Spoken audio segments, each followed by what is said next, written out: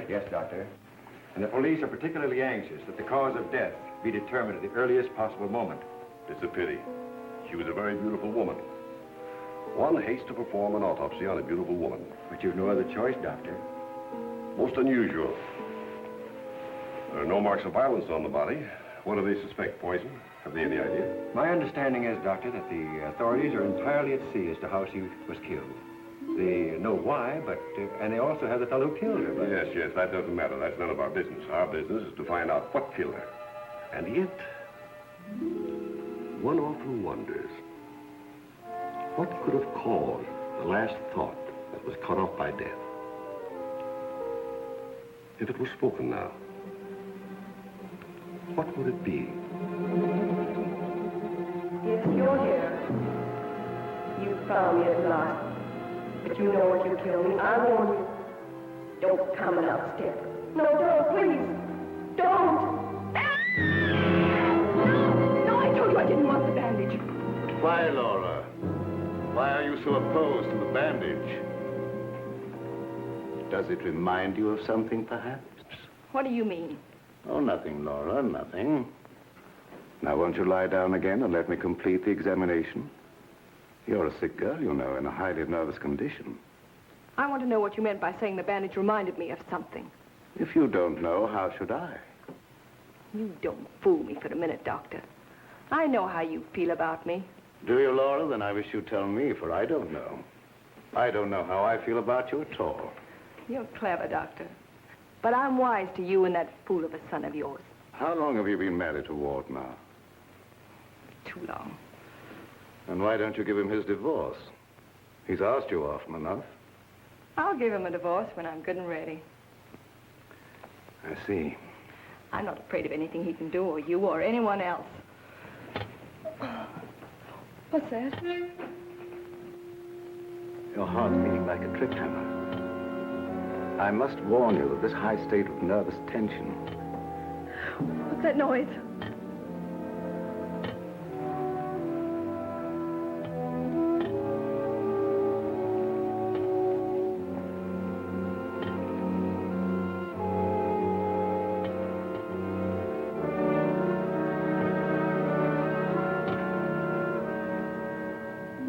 It's only a branch tapping against the window. Now, my dear Laura, if you want me to help you, you must tell me what it is you fear. I told you I'm not afraid of anything. I know what's going on here. Someone's trying to scare me out, but it won't work, see? Here I am, and here I'll stay until I rot. I'm afraid there's more truth in that than you suspect. Laura, I must ask you not to cause Father any more trouble. I don't want you threatening him, you hear? You too. You're so cute. I'm sure you want to be alone. You're not going to make him pay for my mistake. What are you going to do about it? I'd like to. You'd like to choke me, wouldn't you, Ward? You haven't got the nerve. Here. This is the only thing you ever gave me. You can have it back. She's right. I gave her this when we were married. It's the only gift that ever passed between us. Ward, what do you propose to do about Laura? What can I do? She won't leave me. She won't give me a divorce. Well, things can't go on this way, you know. Dad, what is the matter with her? What do you think is wrong? I don't know. She wasn't this way until she began getting those letters from abroad, you remember? Yes, it had something to do with those letters. But you would have thought that when they stopped coming, that... What is it, Elizabeth? There's a patient, Doctor, a Mrs. Williams. Williams? That's the name she gave, and she's decked out like she's going to a horse show. I can't see anyone today. Ask her to make another appointment. Dad, please don't let what has happened interfere with your practice. Very well. Send her in a few minutes. Sure, Doctor. Oh, yeah, that Bill Raymond's waiting. Do you want to see him? Who's he? That private cop who's always hanging around just hoping somebody gets murdered. Oh, yes. He's probably come for his check. Take care of it, will you, Ward? Yes. Lilibet, Yes. this for you. Gee. Thanks, Mr. Roy. But this belongs to Mrs. Van E, doesn't it? Not anymore. It's all yours. She won't get sore, will she? I don't want to have any trouble with her. You know how she is. I know. We all know Lilibet. And I want to thank you for your patience. Run along now, Lilibet. Yes, Doctor.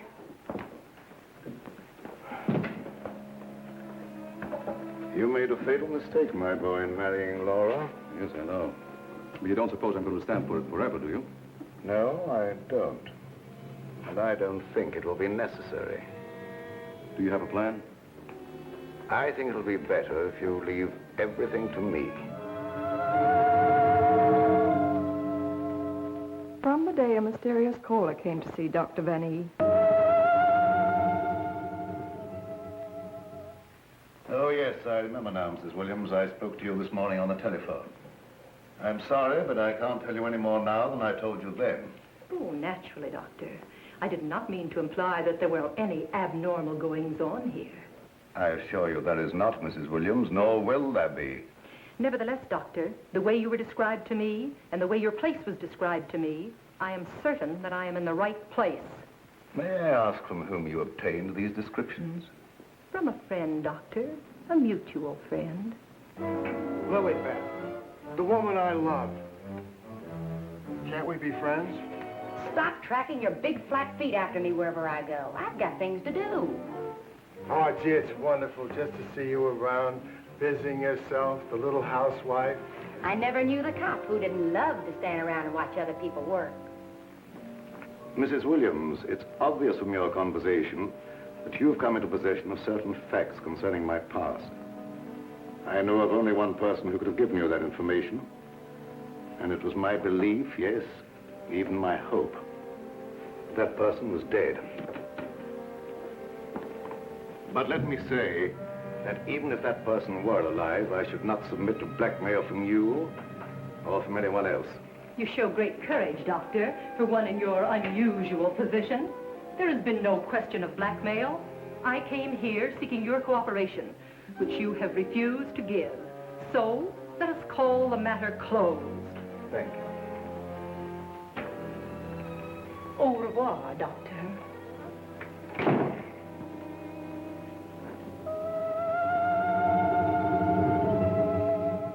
Then came this sinister pair.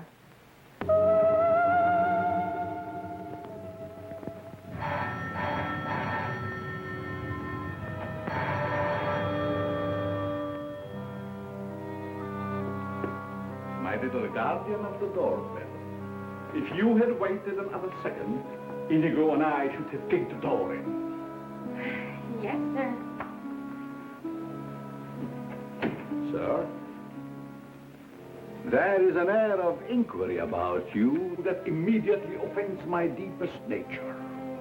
There is something suggesting Scotland Yard, the French Sûreté, the Italian Carabinieri, the Turkish Polizei, and other minions of the law. Short, sir, I think you're a cop. Yeah, how'd you know? I believe I'm in the home of Dr. Joseph Van E. Yes, sir. I mean, sirs. Oh, do not be polite to Inigo. He's only offended by it.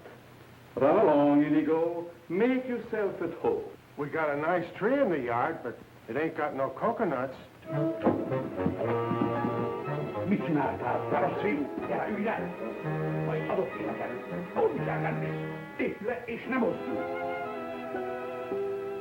My little friend Inigo is deaf and dumb. He cannot hear and he cannot speak, but he reads the lips. And I would advise you to say nothing to annoy him. His temper is short, indeed. This, I presume, is Dr. Van E's private office. Yes, sir. But I really should announce you. My dear girl, if I allowed myself to be announced, I doubt I would be received anywhere.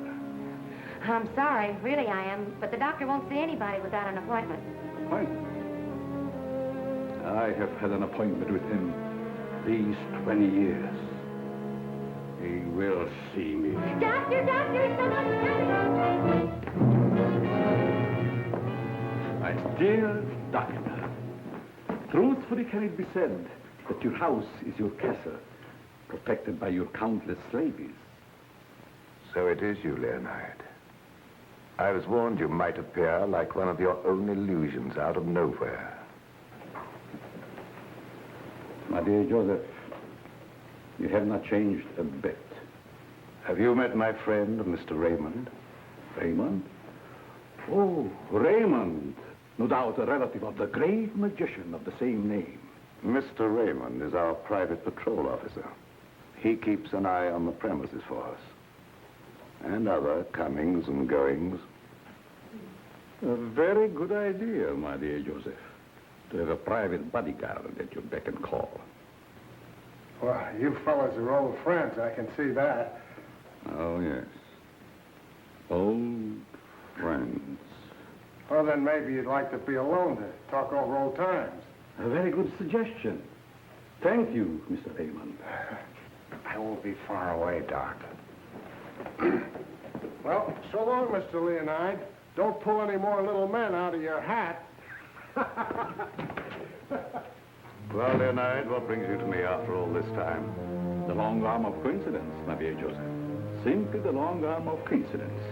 Aren't you glad to see me again? No, I can't say that I am. You with your foreign background and I, what have we two in common? Always truthful, Cousin Joseph. As when we were young men.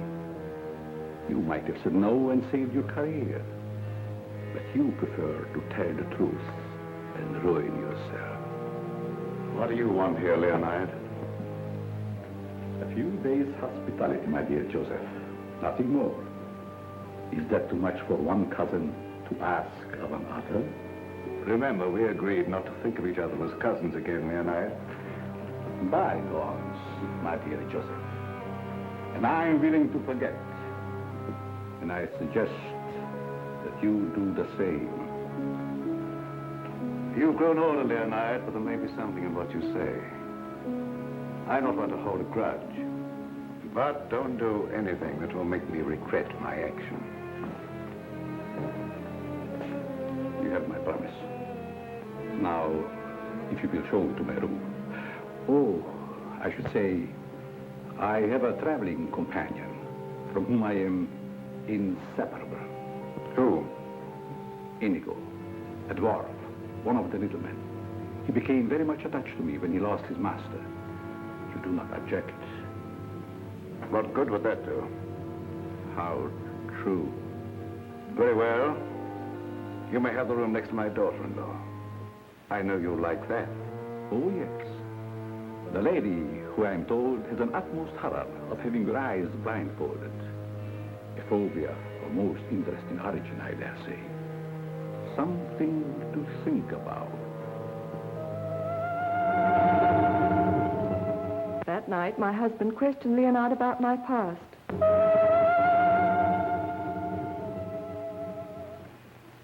Cousin Leo. Oh, my dear ward. How flattering that you remember me. Well, how could I ever forget you? What are you doing here? A chance visit, my boy. I wanted to see the old homestead again. You've seen Father? Yes, and he received me with open arms, in a manner of speaking. I don't mind telling you, you came at a very bad time. We're having some trouble. My boy, Trouble and I are like this. I presume you refer to the charming lady in the room next to mine, your wife, I believe. Yes, Laura. I haven't met her, but I'm looking forward to the pleasure. I'd like to talk to you for a moment. All right. Perhaps you can help us. By doing what, my boy? You've been everywhere. You were caught in Europe during the war. I'd like to show you something. You may be just the person I'm looking for. If I can be of any service. Did you ever hear of a dance team called Renee and Lorette? I don't think so, my boy. And then again, there must have been such a team. Look. Renee and Lorette. The dance of the green mask in the green room in Paris. The green room. Yes? Oh, the face of the man does seem slightly familiar. May I ask, where you got this photograph? The maid, Lilibet, found it in Laura's room and turned it over to me. Oh, then, my boy, I'm afraid I can't help you. I played the green room on several occasions, but never with these people. In fact, I don't seem to remember them at all. And I appeared in many clubs during the occupation. I'm sure the girl behind the green mask in this picture is Laura. How can you be sure? Who can ever be sure what's behind the mask? If the people in this photograph could suddenly come to life. I'd like to know who the man is. It can be anyone, my friend.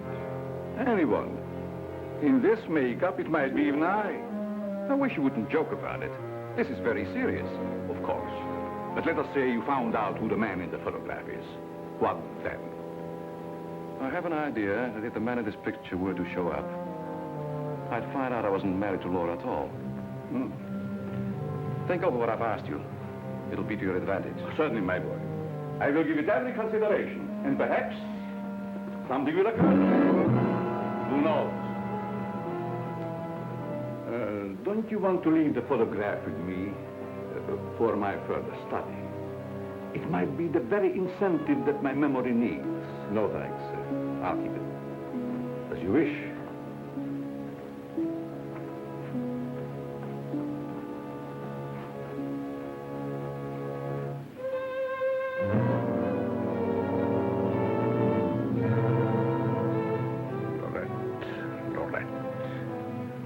I'll make a bet the man in green will get you yet.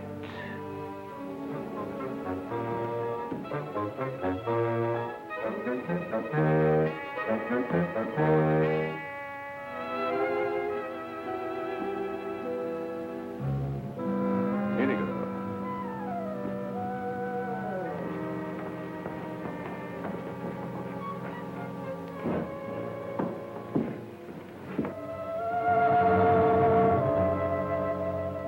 A gruesome surprise was in store for me the following morning.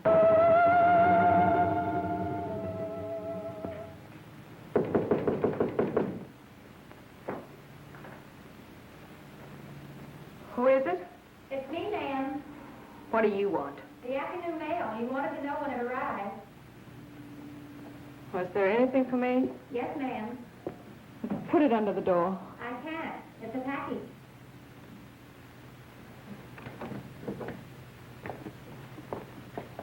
What's in it? I don't know. It's against postal regulations to open other people's mail. That's never stopped you before. I'd like to know what you mean by that remark, ma'am. Oh, shut up and get out. Don't you want me to help you? No, I don't. Get out. It's addressed to you in green ink with a warning. Look out for the man with the green mask.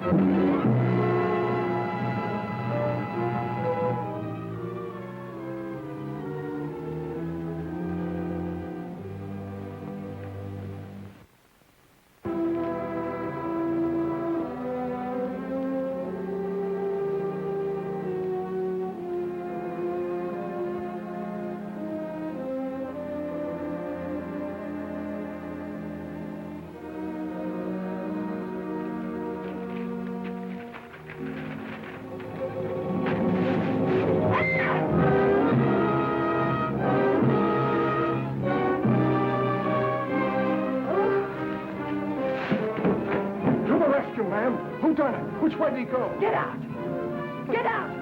I just heard you yell. I was hoping it was a murder at least. Get out. I tell you, you have no business here. Well, but you don't understand. I'm supposed to be here. That's what I'm being paid for. Paid? Yeah. You see, I'm Bill Raymond, private cop in this neck of the woods. I was hoping we'd have a little murder or something happen around here so as I could solve it and get my whole job back at Sentinel Homicide. Nothing personal, of course. Who told you to say these things to me? Well, nobody. Nobody said nothing to me. I was just waiting around outside to see Dr. Van Nee, and I heard you yell. So you're a friend of that crazy doctor and his son. Crazy? I wouldn't exactly say that, ma'am. The doc's a pretty good egg. You wouldn't want anyone to say you was crazy, even if you... You can go back and tell him I'm not afraid of being murdered by you or them or anyone else. No, I don't guess you are, ma'am. Still and all, if you was to get murdered and I was to find out who done it, it'd be kind of a break for me. Baton, beast de cochon. Well, I wouldn't say that to you, lady, even if I knew what it meant. Now will you get out? All right. I can take a hint. Nice little bedroom companion you've got there. Get out. I'll go, but don't think I'll come running next time you yell. I'll know it's a fake.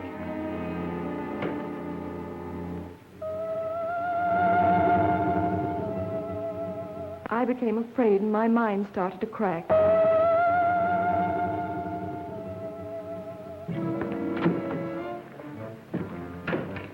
Lilybeth, my melancholy baby, where are you?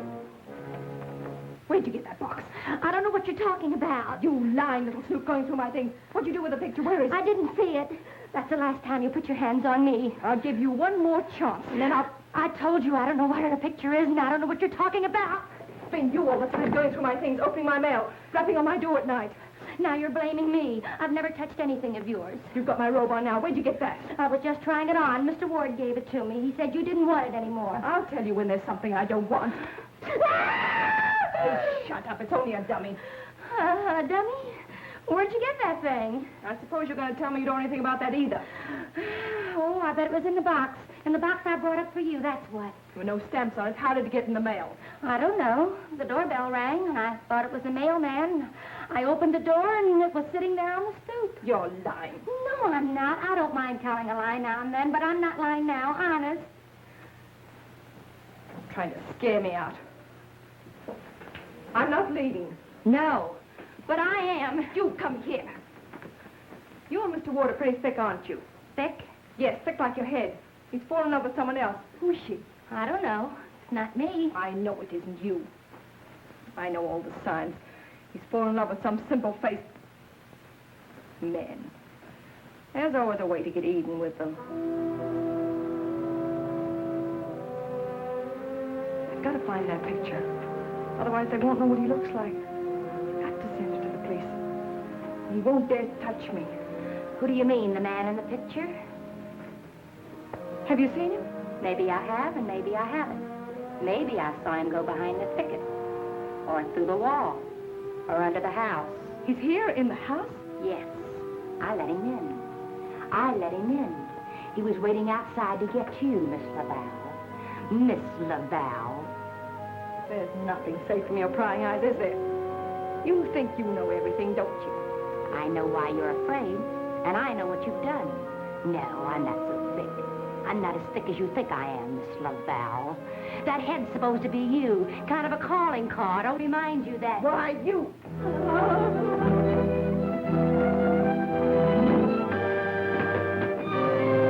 Excuse me, lady.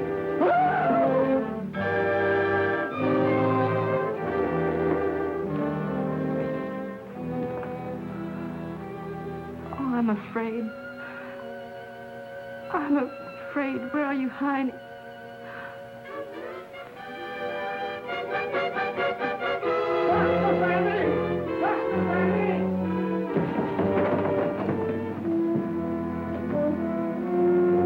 Dr. Benny! Dr. Benny! Doc!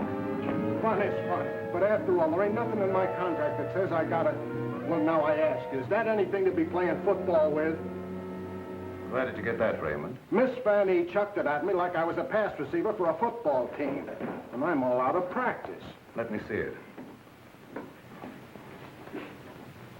This comes from a group of anatomical specimens that was locked in a room in the cellar. How did you happen to get it? That's what I'm trying to tell you. There I was, outside her door, strictly minding my own business, understand? Listening at the keyhole. I don't think that belongs in the realm of your duties, Raymond. But, Doc, there were screams inside. You gotta admit it's within the longitude of my profession to make with an investigatory reaction there, too. What am I saying? I don't understand how his head got from its locked room in the cellar. Well, the way I heard it, it was sent to Mrs. Van A. That was rather a gruesome practical joke. Why, your anatomical locker hasn't been opened for ages. I think you once told me you'd lost the only key to it. I know. There is no key to my knowledge. Why, that thing didn't walk out of the room by itself. Hardly. Doc, I'm worried. What about, Raymond? Well, now, take this head business. The whole thing don't seem hardly serious to me. I think that if it's all the same to you, I better be checking along to other duties. You're not afraid, are you, Raymond? Who, me? Scared? It's just that I don't think that there's going to be any murder here done after all. That's too bad. Well, it's not your fault, I guess. It's just not my lucky day, that's all. Thank you, Lilibet. Oh, Miss Lilibet, have you a little more coffee in the kitchen? What happened to the 3 gallons I already gave you today? Lilibet, what you need is a good, strong, steady man. Who is always hanging around, tracking up my floors and things. What's that on your shoe? Looks like cobwebs from out of the cellar. What were you doing in the basement? It could have been the attic. Bill Raymond, you're holding out on me. What are you up to? Up to? Yes. Who asked you to go poking around in the cellar? It was in performance of my duty. What duty? What did you find? Absolutely nothing. That's what makes me so disgusted. Too bad about you. You know, Lilibet, I think somebody around here is just kidding. They don't mean business at all. Why don't you just wait around and see? Say, if you got any inside dope, I wish you'd tip me off. If I'm ever going to get back to Central and prove I'm a good detective, I got to have some clues.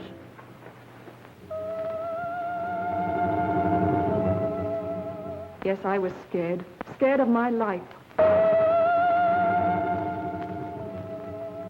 I expected big things of that ghoulish-looking guy, but he ain't delivered neither. I should say, in a way, you were entitled to expect big things from him. Leo was once confined in this house when it was an institution for the insane. Nerves, you know. Do tell. Well, then, he must know his way around the place, huh? I understand while he was here, he engineered an immense number of secret passages through which the guards could keep an eye on the inmates at night. Finally, he took one of these passages into the outside world, and we heard later he'd been seen in Europe. Ah, Europe. That's where history's being made today. Gee, I'd love to travel and... Well, perhaps you'll have an opportunity someday. Not if something don't happen around here pretty soon to make me famous. That Lilibet. I've been trying to get a cup of coffee off of her all day. She don't care what happens to my metabolism. Metabolism. That's a good word. I wonder what it means.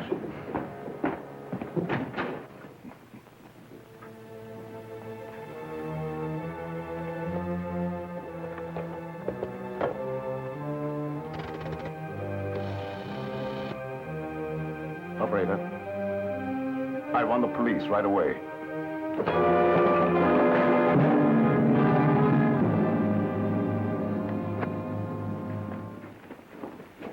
Stop crowding me. But, hon, don't you want me around to protect you? That indigo guy might... Yes, but who's going to protect me from you? Lilibet. My wild Irish rose. I just live for the day when I can take you out of all this. When I can slave and get you the luxuries in life. Gee, I'd gladly work my fingers to the bone to buy you expensive motor cars and furs and jewels and things and serve you breakfast in bed. What's the matter with me? Am I crazy? Yes, and I'd hate to hang by my neck until you got me all those things. Yeah, you might get a little blue in the face. Still and all I gotta do is to find myself one slightly murdered body, and I'm in. Stop looking at me. Oh, Lilibet, sometimes I think I'm not getting anywheres with you. What do you think? I think you've got a good idea there. All right, all right. You'll be sorry someday when you see my picture in the paper. Wait and see. Hey, Lilibet, why don't you answer the doorbell? Maybe that indigo guy wants in.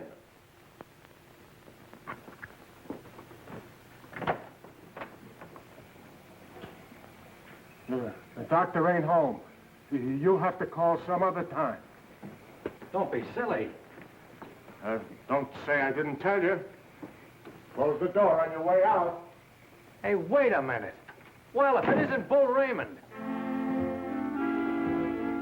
Shh, Terry. You trying to ruin me? Ruin him. Come here, Bull. Meet Miss Cornell. How do you do, I'm sure. Likewise.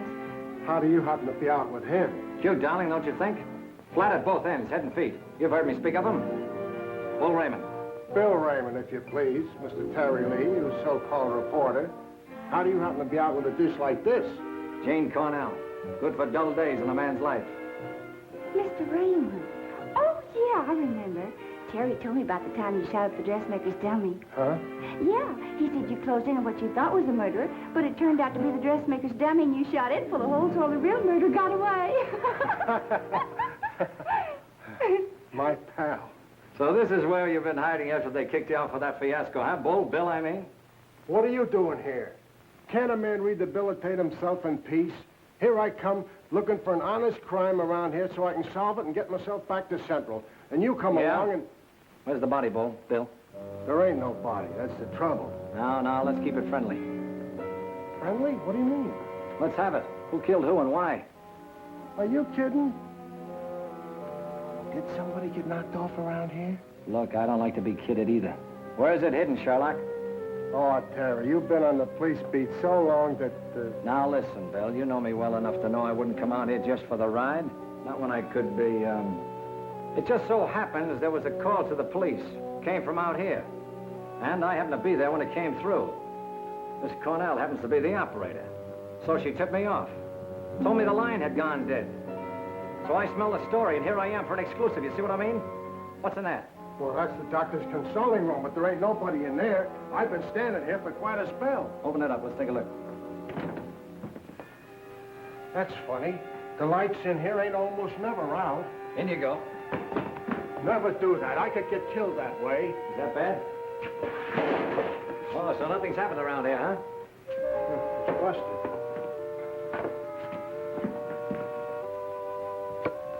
There, see? Like I said, there ain't nobody here.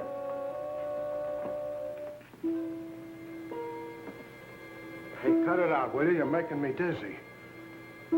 Well, sure, somebody stumbled over it and pulled it out of the wall. Could happen anywhere.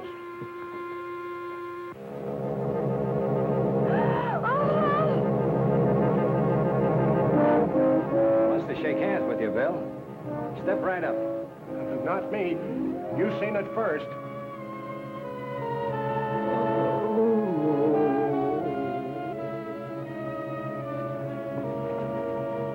Doc! Raymond, did you try and kill me? Oh, why, Doc? Why should I do that? You ain't paid me for last month yet. How long you been here? Now, let me see. I was going to make a telephone call when... Somebody conked you, huh, Doctor? Then rip the telephone wire out? Yes, I imagine that is about what happened. Who are these people? Well, they're all right, Doc. This is Terry Lee and Miss Cornell from the Times. We don't want any reporters here. Nothing's happened. Look, Doctor, nobody ever wants reporters, but then something happens, and there they are. But nothing has happened. I fell and hurt my head. Oh, I see. Then you got up again, put yourself on the table, and got all nice and pretty in that shroud there. You won't get any story here. And now, if you'll excuse me, I have some work to do. Doctor, do you mind if we stick around for a while, seeing that nothing's happened? Well, why not? Very well, you may stay for a while, but I warn you, if you make yourselves objectionable in any way, I'll have Raymond throw you out. Well, come on. You heard what the doctor said. He's busy. Get out of the office.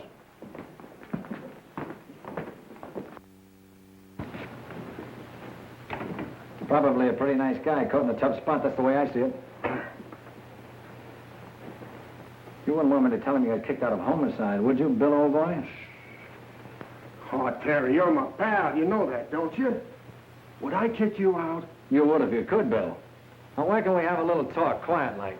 Well, if you just follow me in the parlor over here. Oh, me too, darling, me too. Darling knows everything about everyone, and that's how I learned. Good tell.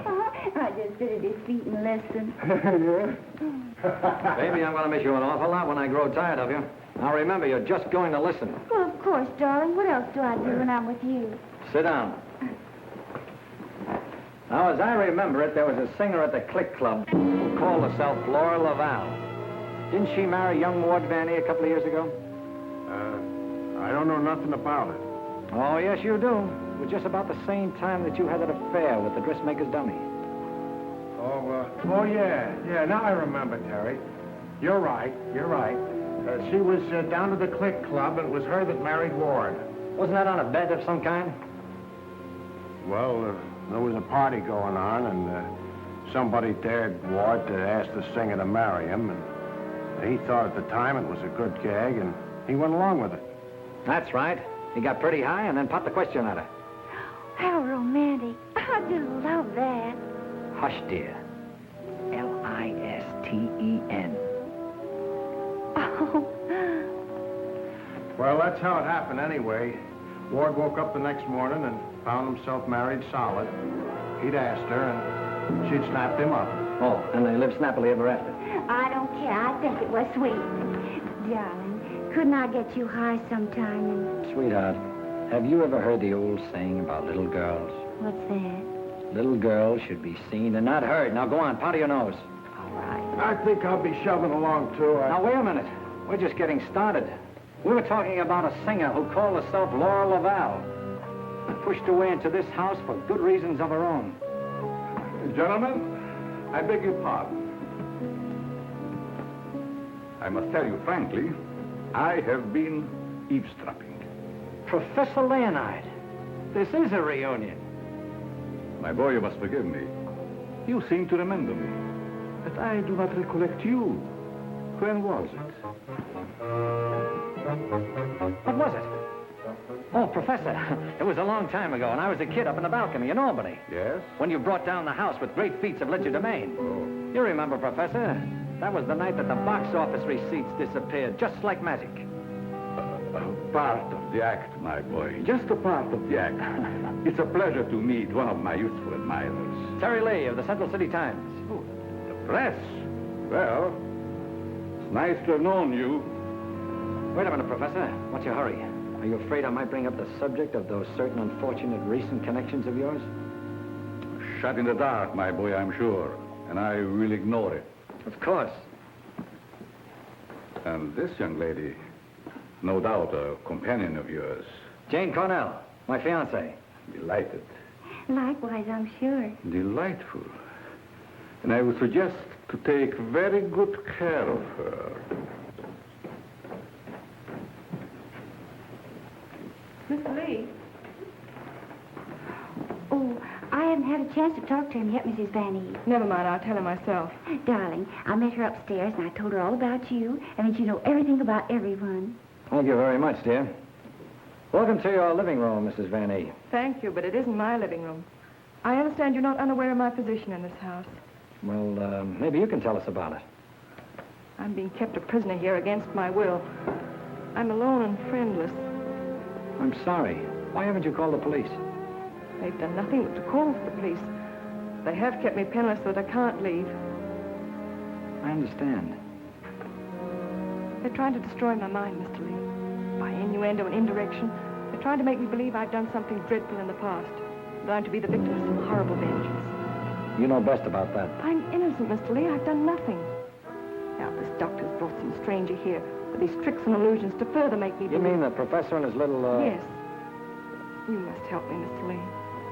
Laura, it's so good to see you downstairs again after all these days being locked in your room. You know perfectly well why I've remained locked in my room. Ward, this is Mr. Lee of the Times, the gentleman I told you about upstairs. Oh, yes. Look here, Mr. Lee. We don't want any more of that front-page splash stuff, such as I got when I married Laura. Your wife's been telling us that she's being kept here under constant threat. She's out of her mind. See what I mean, Mr. Lee? They don't overlook a single chance to put it in my head that I'm crazy. Perhaps I can explain, Mr. Lee. We don't believe there's anything wrong with Laura now. But we are sure something will happen to her mind if she continues to live under this strain. It's just as I told you, they're behind it. Can't I make that clear to you? They spend all their time trying to terrify me. They write me letters in green ink. They send me dummy heads wrapped in green paper. Anything to frighten me so I can't sleep. I can't think. The only thought in my head is that I'm going to be killed. These are very serious charges, gentlemen. And I might say it'd make a perfect front-page splash. Lee, if you dare print a word about those ravings of my wife... Don't do anything to make me think they aren't ravings, Mr. Van E.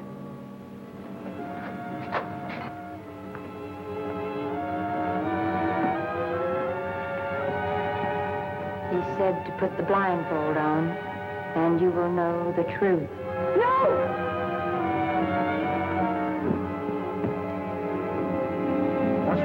Doc. Quiet, Raymond. You don't mean that she's... Dead, Raymond.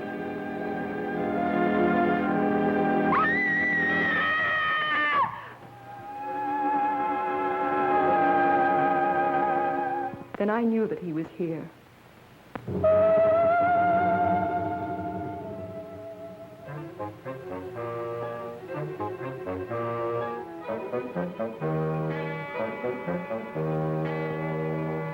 She's coming out of it, but she's in an advanced state of shock. May be necessary to administer a sedative. That's intended to shut her up. I'd like to hear her do some more talking, Doctor. If her mind is allowed to dwell upon what's happened, that may be the breaking point. Well, you've got all the answers. Look here, Lee, I don't like your tone. If you have any insinuations to make them to me. Okay, I will. Suppose you and I talk this over downstairs. I don't recognize your right to question me. However, if it'll make you leave Father alone...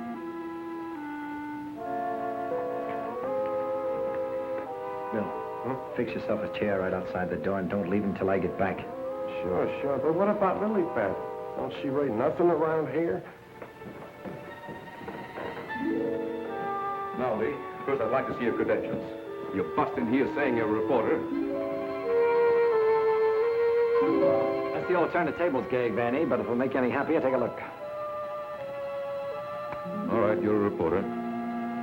But I still don't understand how you and the young lady got the news about our troubles. Do you really believe that story, Lee? Do you, in your right senses, really believe that we are keeping Laura a prisoner here? That's what the lady says. She said that... Nonsense. Nothing would please me more than if she got out. Look, I don't get any of this stuff, Vanny, but there's a tricky deal going on around here, and I intend to sit in on it. Too bad I can't flash the city desk to make ready for a front-page replay. Yes, isn't it? Either your wife is the victim of a well-plotted program of persecution calculated to drive her insane, or she's the witch you say she is. You're the fellow with the nose for news. What does it tell you? It tells me that right now I'd like to know where your disappearing relative is.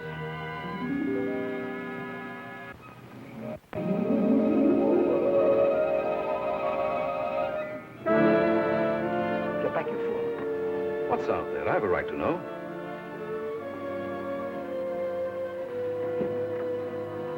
Don't see anything. What was it? It isn't possible. It isn't possible, of course. What do you see out there, Lee? I've had enough of this. Come on. Are you nervous, Miss Cornell? Oh, no. I think it's very exciting.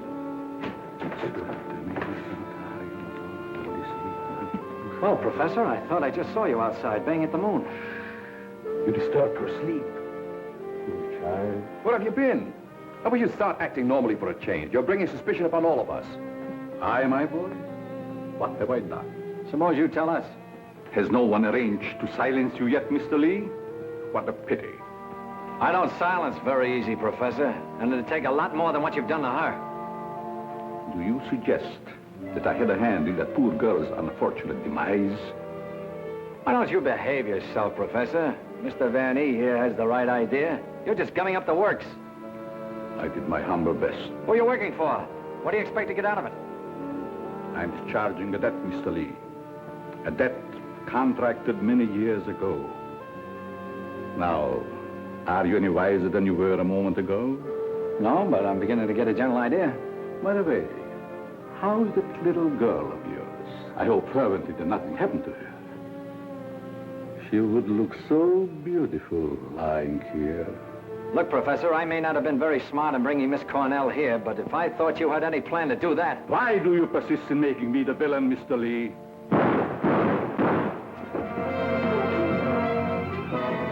Now we will let you be the witness, Mr. Lee. I am here.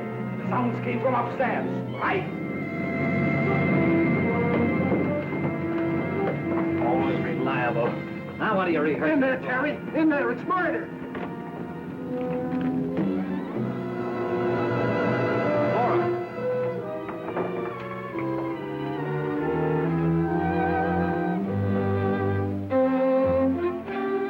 Jenny, wake up. Wake up. Oh, Terry. Tell me, what happened? Oh, Terry, darling. Let me think. Everything went black and... Yes? Then it started to talk. What started to talk? I don't know. That thing. Now, look, let's get back to the beginning. I left you here with Dr. Van E. Yeah, and then he gave Mrs. Vanny a shot with a long needle. Never mind that. All right. Then he said, would I sit with Mrs. Vanny? Okay. Where is she now? Who? Mrs. Van E. Where did she go? That's just what I asked you, Janie. Well, she was right here. Then Dr. Vanny went out. Then what happened? Well, then Bill Raymond came in. Oh, that's great. The two of you in the same room at the same time. How did you communicate with each other? Sign language? Oh, I don't care. All you do is make fun of me. I didn't ask to come to this, whatever it is. Oh, yes, you did, dear. Don't you remember? You said you wanted to see what the life of a reporter was like. Don't forget, Mr. Lee, one must not expect too much of certain types of mentality. Shut up, Bill Raymond. I remember you when you couldn't even make your X. Oh, I want to go home. We can't go home, darling. We've got to get a story. Why? You don't understand. Yes, I do. Why do we have to get the story? Who cares? She's got you there. All right. Now, you tell me, what happened to you? Me? Oh, well, you said to stay outside the door, and I pulled up a chair. That's right. She was inside the door and you were outside.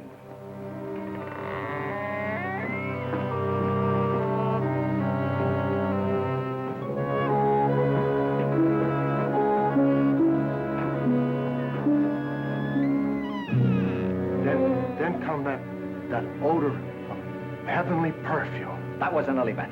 It was sweet and penetrating, like an ancient drug. And I felt kind of sleepy-like. Oh, so sleepy.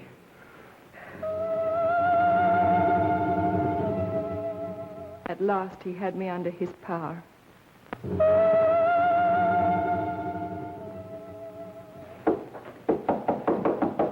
There must be a button or a gadget of some kind around here.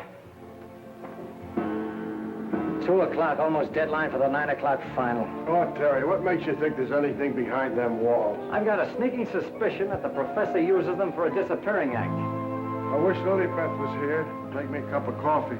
Well, she's right over in the doctor's office. Why don't you ask her? Poor Lilybeth. I kind of hinted that all I needed was a murdered body, but I didn't think she'd take it personal. Will you stay with those walls?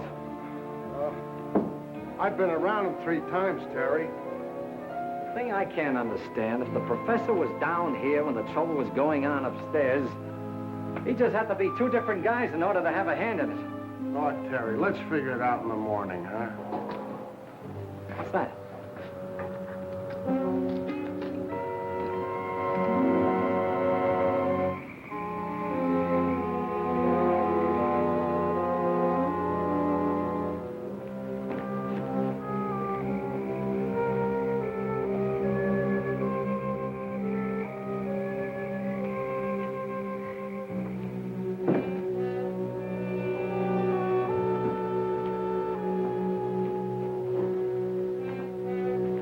Wake up.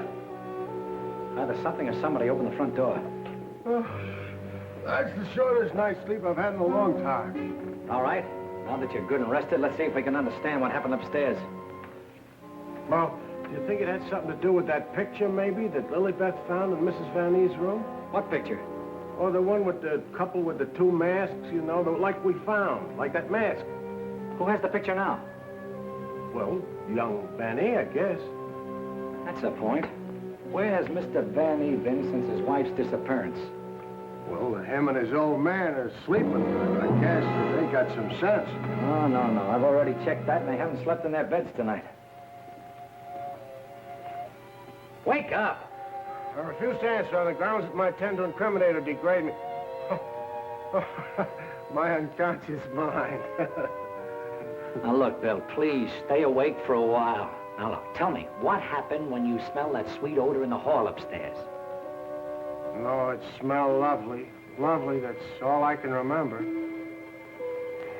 And Dr. Van E had already left Laura's room, is that right? Yeah, he'd gone out, and he said goodnight, and he had given her some sedative or something that he said would take care of her till morning, and then he went down the hall to his own room. And then you fell asleep? Yeah, no, I just kind of dozed off a little. Like this. Here's your coffee, sir. Terry, that's a dirty trick. Stay on the other side of that window. What for? Take a look. I'm looking. What do you see?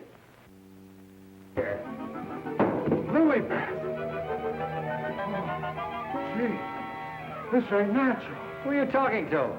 The woman I love. Poor little angel. Try and speak to me. She can't hear you.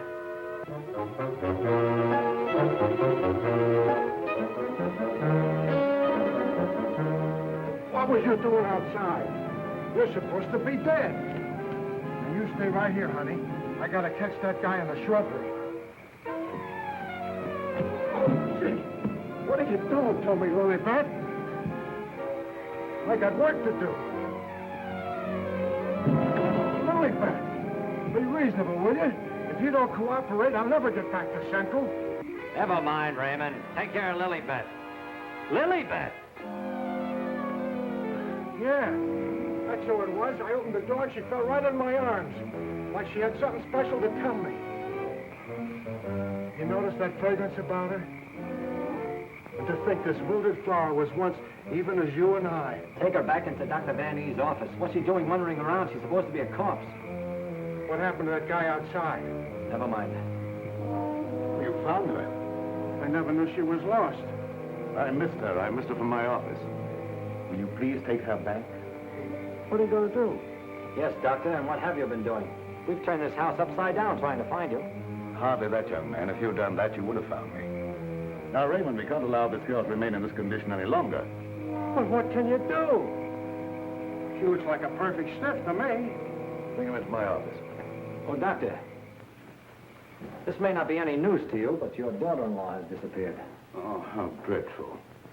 But let us say somewhat overdue, eh, Mr. Lee? You don't seem very surprised to hear about it. Young man, when you've been devoutly praying for something to happen, you accept your good fortune without question.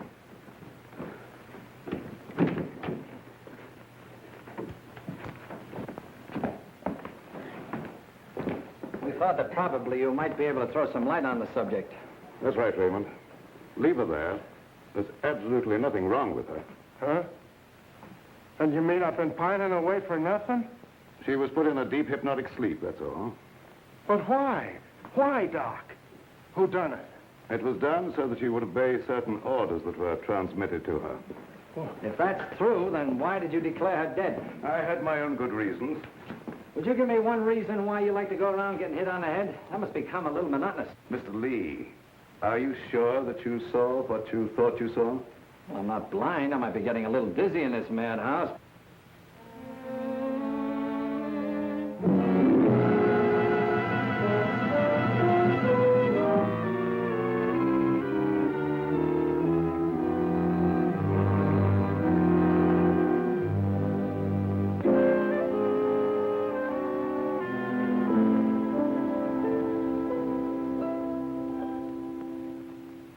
You know, Doctor, morning isn't very far off. And when the police get here, you've got an awful lot of explaining to do. You're in this up to your neck. By morning, let us hope no explanations will be necessary. Everything will have explained itself. Poor little sleeping beauty. Do you suppose someone thought she looked weak-minded and picked her out to carry out his commands? That's not always the case, Raymond. If Leah and I were here, we could settle this case very quickly. Gentlemen, it is my peculiar misfortune to always be in a position where I may eavesdrop. How can I be of service, Cousin Joseph? Oh, Professor. Ask me no questions, my friend, and I will tell you no lies. Leonard, you could undo certain mischief that has been done this girl. I know you can help if you will. I could, my dear Joseph. But I will not bring down the wrath of the unknown madman who is loose about these premises. It is a matter of self-preservation. I had nothing to do with hypnotizing this girl. I have an idea that you may have already carried out the unknown's orders and that he no longer needs her. Nevertheless, my dear Joseph, you must excuse me. Just a minute, Professor. I wonder what would happen, Professor, if in connection with your sudden reappearance here, somebody dug up the old story of why you swindled Dr. Van E and then ran off and let him take the rap. I will not be blackmailed, Mr. Lee. And I observe again that you're a young man who knows too much for his own good. And I would also like to know where you obtained all this information. You're extremely young to have your fingertips on events of 20 years ago. I have a memory like an elephant. I never forget something once I hear it. I'm a sharpie, Professor. As every one of you will admit before morning. Now, Doctor, I'd like to bore you with a few questions. I wouldn't mind, young man, if you had the slightest idea of what you were looking for. Maybe if we start back to the time around midnight, when you administered what you call a sedative to your daughter-in-law. Are you inferring that I had anything to do with Laura's disappearance? Why do you keep evading the issue, Doctor? You know you'll have to confess when the police get here anyway. I would remind you, young man, that you're making a direct accusation, and I refuse to answer. Look, I want the facts and I want them now. Let's cut out the mulberry bush routine. Listen, Bill, you're supposed to be a cop and you want to get back to homicide. Help me make the doctor loosen up. He knows a lot more than he's telling. Well, sure, I'll help Terry, but first let's get Lilybeth out of this. Maybe she can tell us something. Yes, Mr. Lee, it seems to me that you're not too anxious to have Lilybeth restored to consciousness.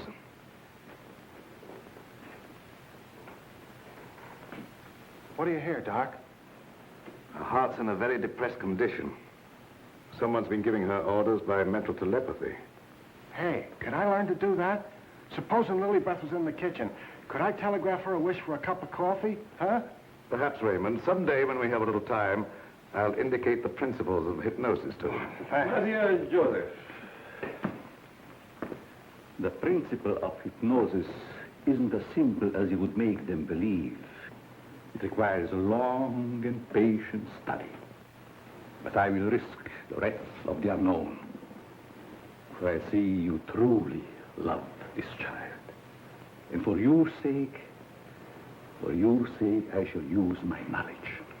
Oh, gee, thanks, Professor. You're solid.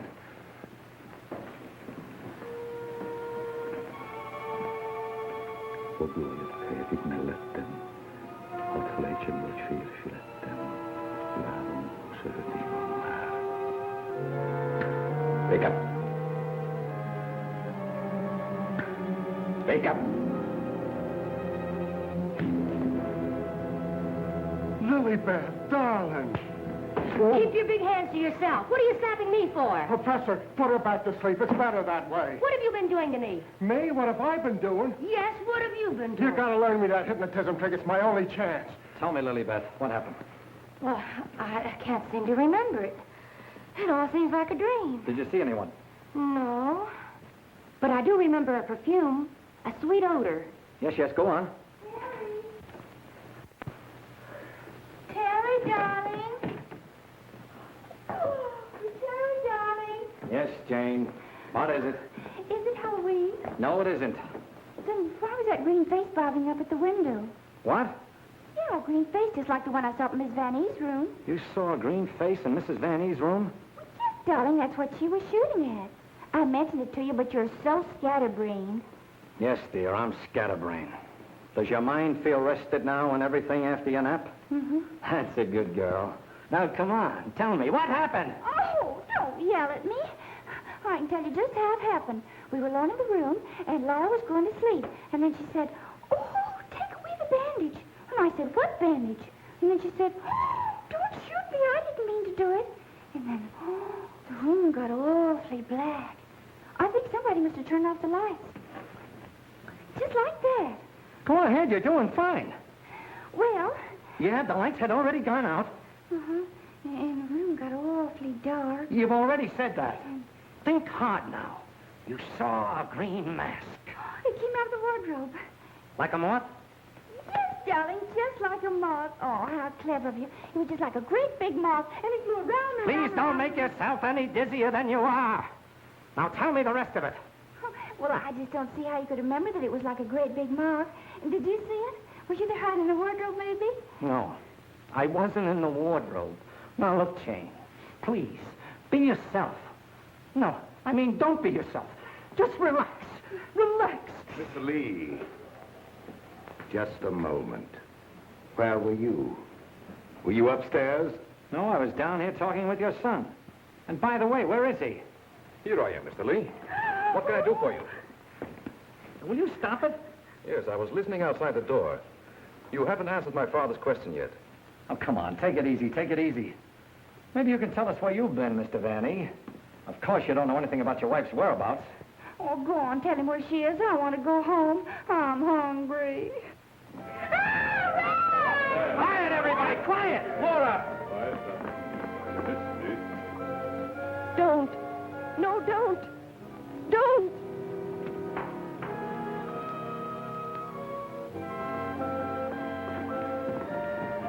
Laura! She's under a hypnotic spell. Ladies and gentlemen, it has been an exciting night, and you all are deserving of some explanation and relaxation for the strange goings-on. The guy who's doing the talking is behind the wall somewhere. Now you're getting smart, Sherlock. We introduce at this time the team of Lorette and Renee as they appeared at the height of their success in the green room of the Paris Creole. Sure, the mask, the picture. Mademoiselle Lorette. Now I know who he is. Mademoiselle Lorette will now put a bandage over her eyes, the better to see the inner truth. Very good, Renee. Very good. Just like the old time. Would any member of the audience like to ask Mademoiselle a question? Come, Mr. Lee. You have been so full of questions up to now. I'm thinking, brother. We cannot keep Mademoiselle too long in this delicate mental balance. She has been under a great strain lately. Then I will ask the questions myself. Yes, Rennie, I'm at your command. Are you afraid now? No, I'm quite safe. Will you tell the truth? Yes.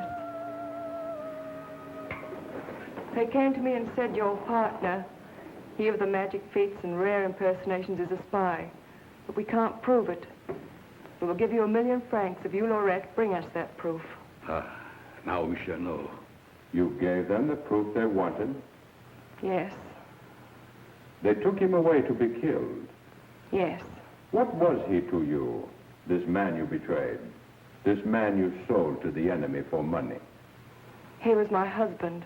When they told you he was to be executed, you sent this man a gift for his last moment before the firing squad. What was it? It was a green scarf for his eyes. Like the one you're wearing now? Yes. Why did you send it? It was my scarf. I wanted him to know I had betrayed him because I hated him. He was good and kind, but I hated him for the power he had over me. I see. That is your only defense. You hated. You thought they shot him. You escaped to America. You thought you were safe. Then you found out he was alive and wanted revenge. Thank you, Mademoiselle Lorette. You may remove the bandage now. What do you see on the cloth, Mademoiselle? There's a hole in it. Yes. What else, Lorette? What else? There's blood on it. There's blood. I have come back. I am here. And I will have my revenge. No! No, don't touch me! Outside, under the window, you know where.